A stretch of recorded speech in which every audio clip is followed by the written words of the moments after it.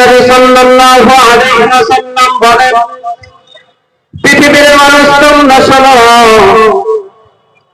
আমি নবী বলে গেলাম, মান ইয়াজমাননি মা বাইনাল আহিয়াইহি ওয়া মা বাইনা রিজলাইহি আজমান্নাহুল জান্নাহ। কোন বান্দা যদি আমার কোন উম্মত যদি দুইটা জিনিসের হেফাজত করতে পারে, আমি নবী তাকে গ্যারান্টি দিলাম জান্নাতে নিয়ে যাওয়ার ব্যবস্থা আমি আল্লাহ করে দেব। বলেন সুবহানাল্লাহ। আল্লাহ তাআলা বলেন, আল্লাহ রাসূল সাল্লাল্লাহু আলাইহি ওয়াসাল্লাম বলেছেন, মানুষ ভালো করে তোমরা শুনে রাখো, তোমরা যেন কোন মানুষকে কষ্ট দিবা না। আল্লাহ এখানে জবানকে হেফাজত করার, জবান হেফাজত করার এক নাম্বার আল্লাহ নবী বোঝাতে দিয়েছেন, উম্মত তোমরা জবান হেফাজত করা বলতে এই জবান দ্বারা কোন মানুষকে খবরদার কোন রকম যেন কষ্ট দেওয়ার কোন চেষ্টা করবে না। এই জবান দ্বারা যেন কোন মানুষকে গালি দেওয়ার চেষ্টা করবে না। এই জবান দ্বারা যেন কোন মানুষ কষ্ট না পায়।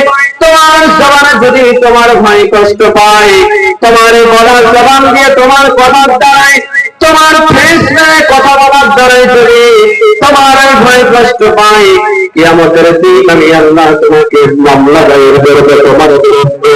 অতএব আমার বাবা জীবন ভাইরা, আল্লাহ রাসূল সাল্লাল্লাহু আলাইহি ওয়াসাল্লাম বলেছেন, পৃথিবীর মানুষ তোমরা শোনো, আমি নবী বললাম খবরদার, আমি নবী তো অমনি তোমাদেরকে জান্নাতের গ্যারান্টি দিই।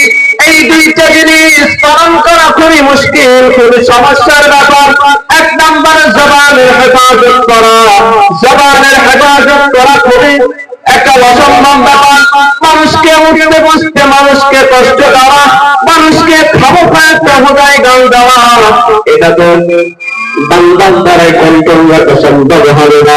আল্লাহ নবী এই জন্য, আল্লাহ নবী তো বুদ্ধিমান মানুষ, তিনি এই জন্যই বলেছেন, বান্দা যদি জবানটার হেফাজত করতে পারো, মিথ্যা কথা থেকে জবানকে যদি বাঁচাতে পারো, মানুষকে কষ্ট দেওয়া থেকে জবান থেকে যদি বাঁচাতে পারো, জীবন থেকে যদি জবানটাকে বাঁচাতে পারো, আমি নবী তুমি তোমার জান্নাতের গ্যারান্টি দিব।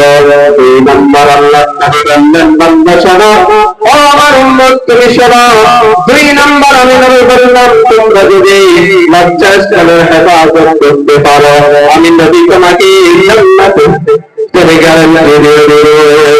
লজ্জাস্থানের হেফাজত বলতে জেনার থেকে দূরে থাকা লাগবে, সব ধরনের জেনার থেকে দূরে থাকতে হবে।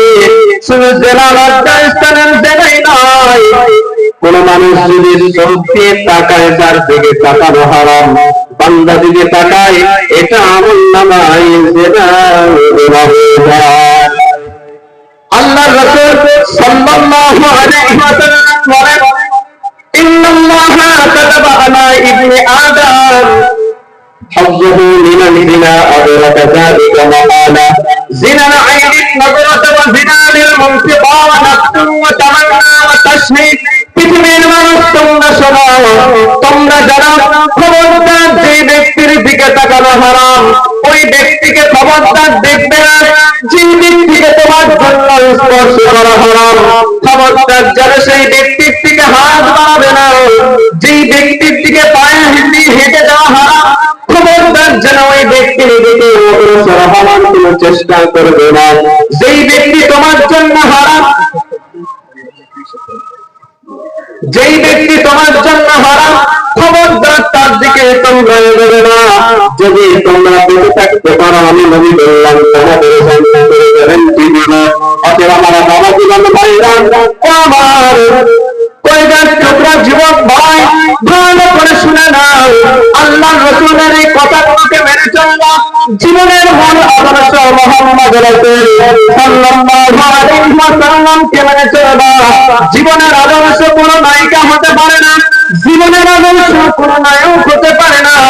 জীবনের আদর্শের নাম হলো মুহাম্মদ রাসূলুল্লাহ সাল্লাল্লাহু আলাইহি ওয়াসাল্লাম।